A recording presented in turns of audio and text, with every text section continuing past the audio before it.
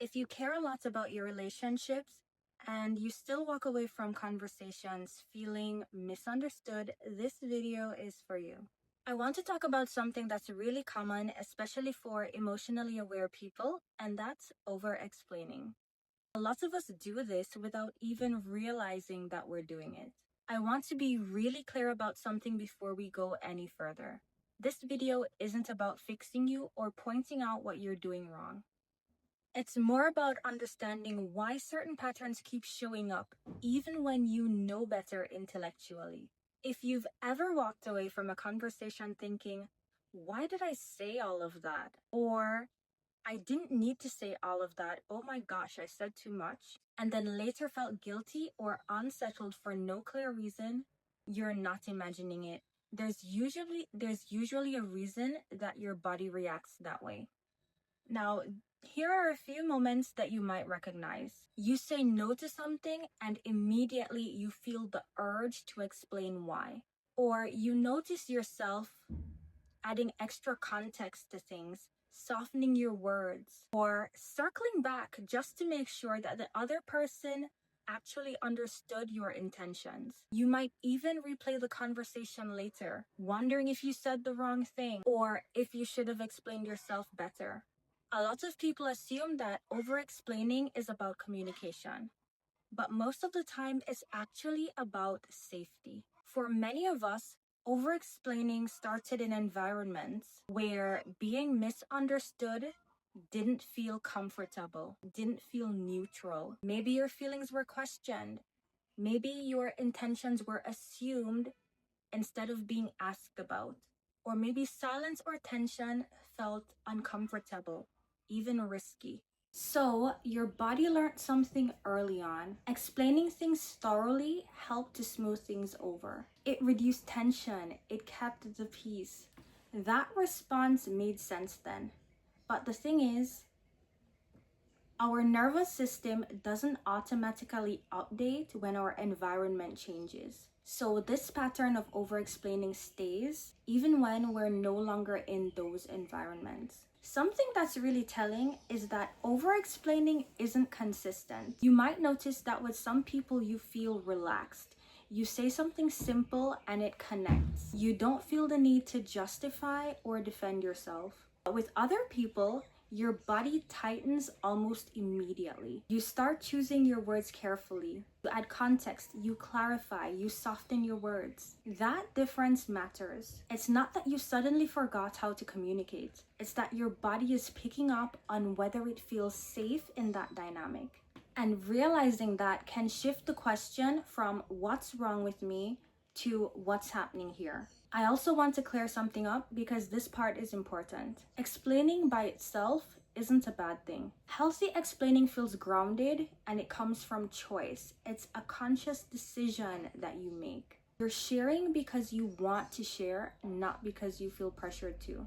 Over-explaining feels different in your body. There's usually a sense of urgency, a tightness in your chest, a sense that you need to fix something quickly. If you've ever noticed yourself over-explaining even when the other person didn't ask for more information, that's usually a sign that this isn't about clarity.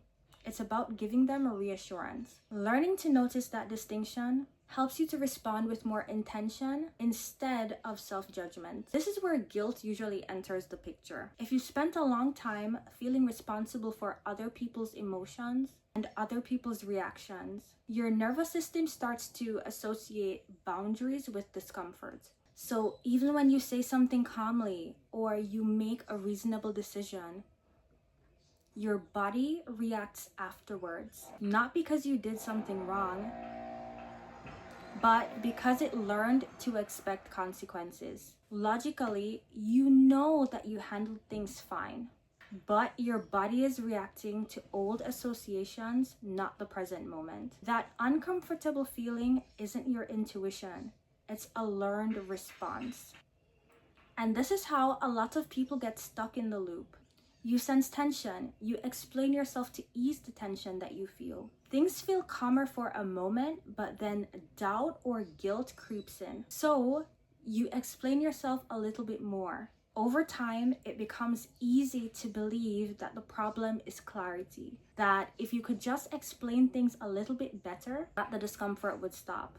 But most of the time, the discomfort isn't the result of a lack of clarity. It's coming from a place of emotional safety. Here's something that people don't always expect. When you stop over explaining, you might feel more anxious at first instead of less. That doesn't mean that you're doing anything wrong. It just means your nervous system is used to explaining as a coping mechanism. There might be silence, there might be a pause. Someone might even react in a way that you don't like. That discomfort can be hard, but it's also giving you information. It shows you which relationships you feel safe in and which one feel more like pressure. It shows you which relationships can handle clarity and which ones rely on you managing the emotional load. If you want something simple to try this week, here's one option you can try.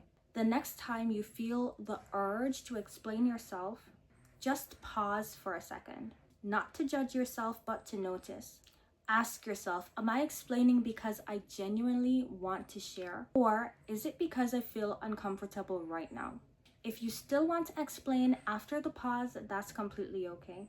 The goal isn't to stop the behavior, but just to notice. The pause creates space, and this space is where new patterns can start to form. What actually helps isn't finding the perfect words or learning how to justify yourself better. What helps is learning how to tolerate a little bit of discomfort and reminding yourself that other people's reactions, that their emotions are not yours to manage. This isn't really about communication skills.